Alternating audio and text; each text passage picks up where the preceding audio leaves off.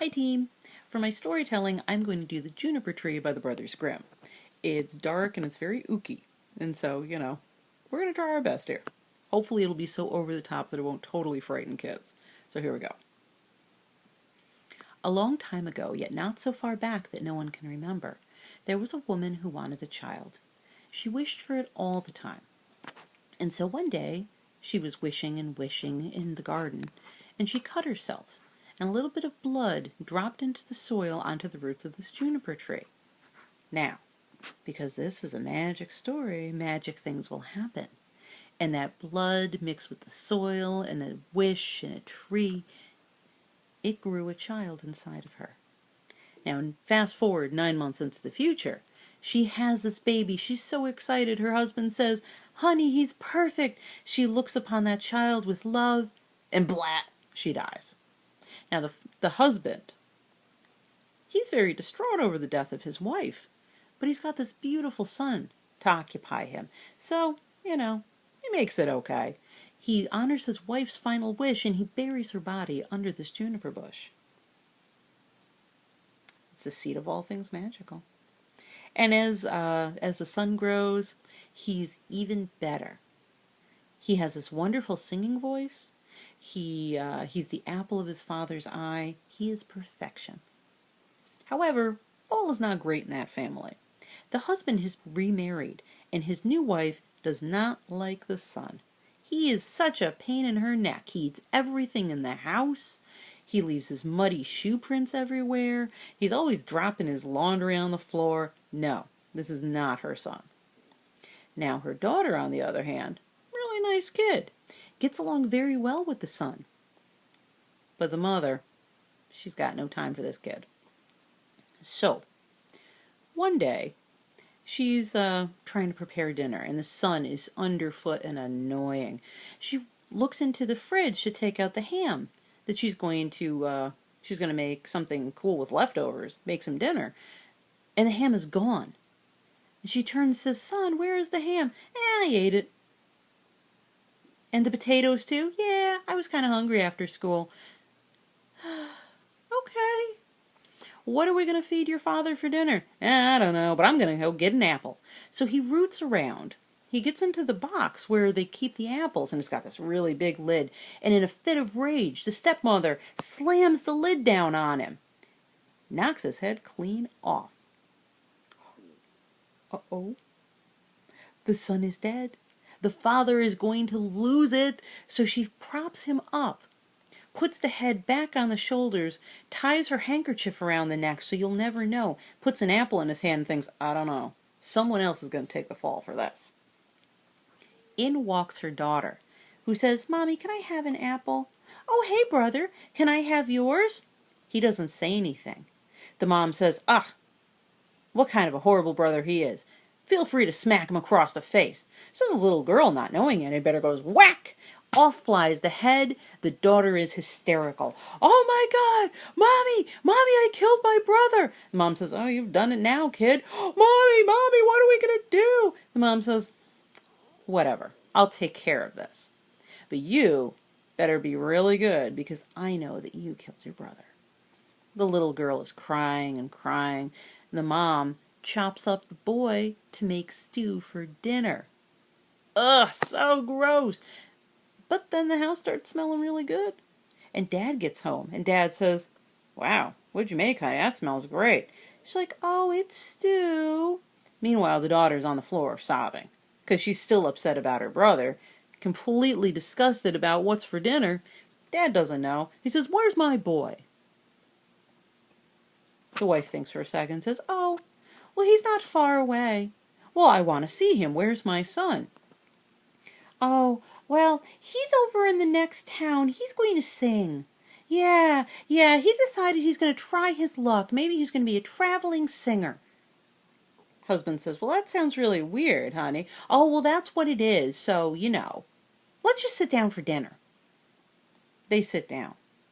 The daughter's at her side of the table crying into her plate. Mother's dishing out the stew. Dad says, "I really wish I wish my son was here." The wife says, "Oh, it's okay, honey. He's closer than you think. Eat up." serves the son to the father. The father takes a bite, says, "This is really good. Daughter, why aren't you eating?" Wah! Daughter. Ugh. Wife, I don't know what's wrong with her. "Oh, I don't know. She'll get over it, though. You better, kid." Dad has so many helpings of this stew. He eats the whole thing up, and as he nibbles the meat off the bones, he drops them onto the floor. The daughter can't stomach this at all. But she still has that handkerchief that was around the boy's neck when she smacked him and his head flew off. She collects all the bones she can find. She ties them up in it. And she's crying, and she goes outside, and her tears are falling all over this little bone handkerchief. And she spies a juniper tree and thinks, "It's all my fault. I'll just bury him here." And as she does, she cries onto the soil and she covers him up. And then a magical thing happens. The soil begins to glow. And she backs up a little bit, and all of a sudden a bird pops out of the dirt and sings "tra-la-la-la-la" at her. And it's as if her brother is back with her again, and she feels kind of happy and goes inside for pudding and dessert. Now the bird, who's really the son, looks down at his gorgeous feathers and says, "Ooh, I'm a heck of a bird. I'm gonna make things right." And off he flies.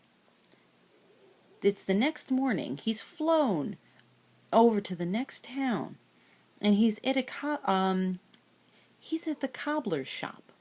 Now a cobbler makes shoes, and as he looks in the window, he spies the cobbler. He flies down, tap, tap, tap, with his little beak on the glass, and the cobbler opens the window and says, "What a gorgeous bird." And the bird boy sings, "My mommy, she slew me. My daddy, he ate me. My sister, she buried my bones. But now I'm back. I'm a bird. I'm a bird. And I will get my revenge. Mark my word. Bird!" Of course, that's what we hear. But the cobbler, all he heard was, "La la la la la, I'm a bird. La la la, a little bird." And he looks at him and says, "What a beautiful song, bird." Now the bird's preening. He's very proud of himself. And the cobbler says, "Ooh, sing it again." And the bird looks at him, and this doesn't disturb the cobbler at all, don't you worry. He says, "Nope, I don't sing for free. The first time maybe, but after that you have to pay me." And the cobbler says, "Well, I don't have anything except these shoes." Bird says, "I'll take those." And in one little claw, he picks up the shoes, and he sings his song again. "My mommy, she slew me. My daddy, he ate me. My sister, she buried my bones. Now I'm a bird, a little bird, and I'll get my revenge, mark my word." And out the window he flies. He goes over to the goldsmith shop, and the goldsmith is hammering out this beautiful necklace, and the bird spies it, and he sings his song. "My mommy, she slew me. My daddy, he ate me. My sister, she buried my bones. I'm a bird, I'm a bird. I'll get my revenge, mark my word." Of course, what the goldsmith hears is, "La la la la la, I'm a bird." And says, "What a beautiful song, bird. Will you sing it again?" And once again, not at all disturbed that he can understand this bird now, the bird says, "Nope, I only sing once for free. I can't. After that, you got to pay me." And the goldsmith says, "Well, I only have this necklace." And the bird says, "That'll do." Grabs it with his other claw. Yoink. He sings his song one more time. "My mommy, she slew me. My daddy, he ate me. My sister, she buried my bones. Now I'm a bird, and I'll get my revenge, mark my word." And out the window he flies, carrying little shoes and a necklace. Next, the bird flies over to the mill, where the millers are using a great big stone to squish up the corn to make flour. The little bird boy alights on a branch, and he looks over to them and he sings, "My mommy, she slew me. My daddy, he ate me. My sister, she buried my bones. I'm a bird, and I'll get my revenge, mark my word." And of course what they hear is, "La la la la la la, bird, bird, bird, bird, bird, bird, bird, bird. I'm a bird. And they think, oh, how gorgeous. They open the window, and the miller calls out, Bird, I love your song. Sing it again. Nope, says the bird. Miller says, really? Really, bird? Nope, I won't sing it again. Not unless you pay me. The miller says, I don't have anything. Do you want some flour? You can't really carry that. The bird says, nope, I'll take that big rock. Okay, says the miller. He puts the great big millstone around the bird's neck. And of course, don't worry about it, the bird can still fly. The bird sings again. My mommy, she slew me. My daddy, he ate me. My sister, she buried my bones. I'm a bird, and I'll get my revenge, mark my word. And away he flies, with this great big rock around his neck, a gold chain in one hand, and a pair of little red shoes in the other. He flies back to his house. Now inside, Mom and Dad and sister are sitting. They're kind of sad, because, they miss the boy. Well, the father's sad, and the sister's sad, and the mother's like, ugh, kind of over these people. And out in the tree, the little bird alights. And he starts to sing his song. My mommy, she slew me. My daddy, he ate me. My sister, she buried my bones. I'm a bird, and I've come back for my revenge, mark my word. The father says, oh, it's a really nice bird. He sings really nicely, because all he hears is, la la la la la, I'm a bird. Oh, he's kind of got stuff in his little claws. Let me go out and take a peek. He walks out to the bird, and the bird, who's really his son, throws down the golden necklace, and the father puts it on and says, well, I'm looking pretty sharp.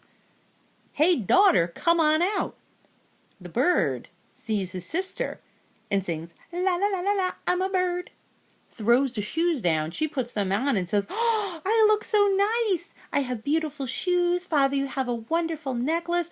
Mom, come on out and see what the bird has brought for you. The mother comes out, says, get that thing out of here. He's going to poop on everything.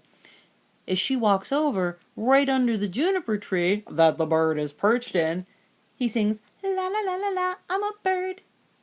My revenge, mark my word. And he drops the millstone on her head and splat, she is squished flat. However, there is a happy ending. Because from her smush and sacrifice, I guess, an apple tree grows in place of the juniper tree. And they have all the apples they want. And no one has to get their head knocked off for one ever again. That was the Juniper Tree by the Brothers Grimm.